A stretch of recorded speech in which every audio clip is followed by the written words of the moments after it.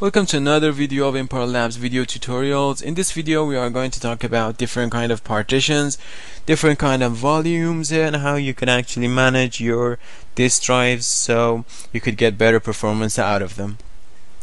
To proceed ahead, we'll right click on my computer, choose manage, and finally this box opens up, the computer management console. From the hierarchy on the left hand side, choose disk management, and here we are. So as you see here, I have installed 5 different disk drives which are all unallocated, and they have been initialized on my computer.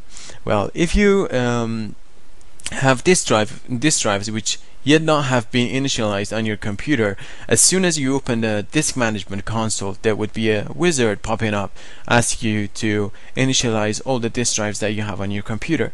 You could actually cancel that easily. Right click on the one of the disks that hasn't yet been initialized and choose initialize disk. Right now I don't have this option here because all of the disk drives have been initialized, but that's not really a big problem. The wizard would help you go through step by step.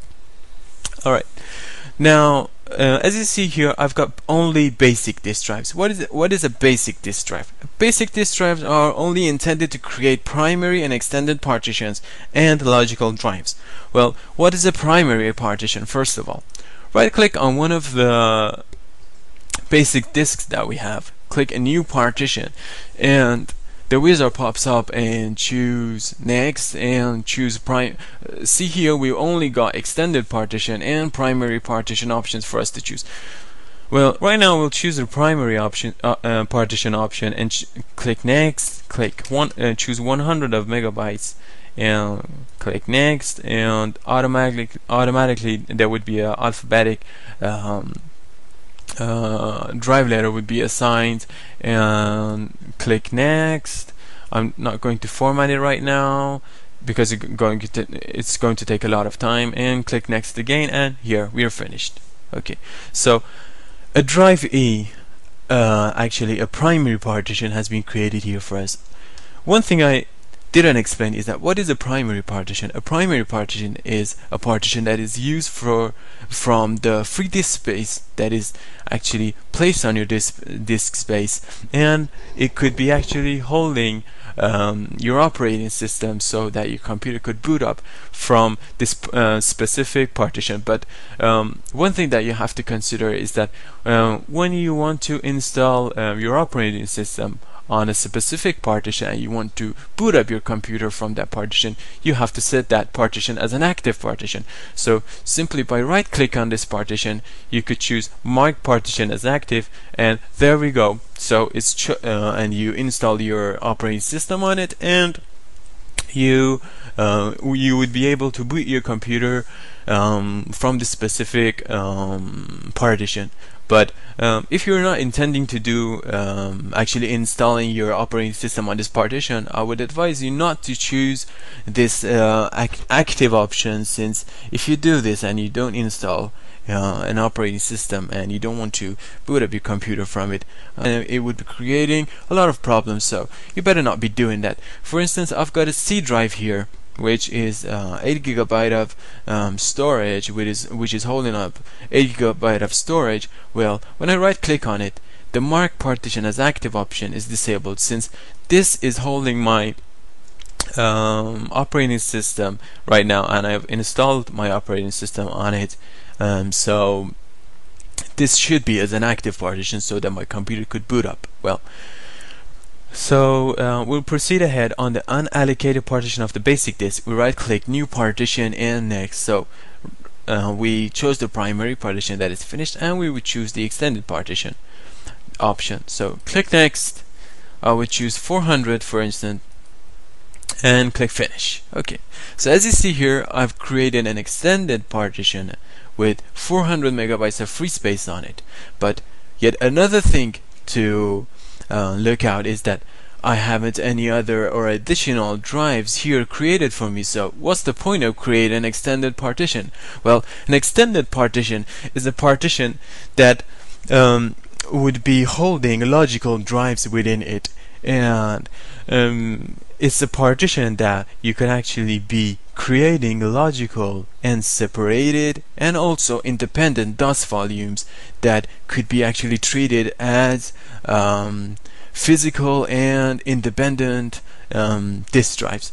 So I'll proceed ahead. I right click on the extended partition, choose new logical drive, click next. As you see here, I'm not able to create a primary partition within an extended partition, and I'm not able to create an extended partition within an extended partition. So I would choose a logical drive. Here we have got a short description which explains what is a logical drive. A logical drive is a volume you create within an extended partition on a master boot record basic disk.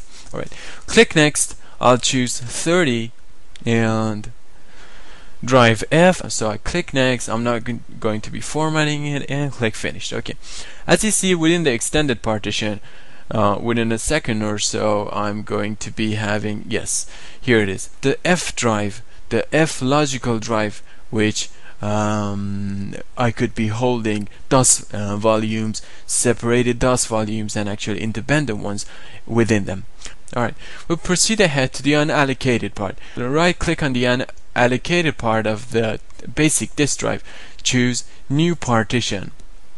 One thing I again forgot to say is that when you click on the extended partition and you want to create a drive, you only have the option to create a new logical drive. But when you right click on the unallocated part of the disk drive, you only have the new partition. So you click new partition, click next. As you see here, since I'm only limited to create only one extended partition, I won't be able to choose and create a extended partition anymore. And within the unallocated space, I'm not able to be creating logical drives either. So I choose primary partition, click choose 100 again, or even 120 to make it different. Next, an automatic drive letter, do not format, and next and finished. Okay, so one other thing is that within basic disks, you're allowed to create a limit of 4 primary partitions, or either 3 primary partitions and 1 extended partition. As you see here, I've got 1 extended partition, 2 primary partitions, and I would be able to create another 2 primary partitions too. So 110 for instance. Drive edge, do not format, and next, and finished. And here again, I've got another primary partition. Okay, as you see here, the problem is that I'm not allowed to create a new partition here anymore. And why is that? Because I've got already 3 partitions, primary partitions here placed with an extended partition. But if I didn't have this extended partition, I would be still able to create another partition, another primary partition here. Okay, so what happens to this 292 megabytes of unallocated space here? I cannot extend my actually primary partitions to use that space anymore. So this is where that dynamic disks come in. Alright, so this is it for basic disk drives. We're going to leave this alone. This is finished for it, and we are going to proceed ahead for dynamic disk drives.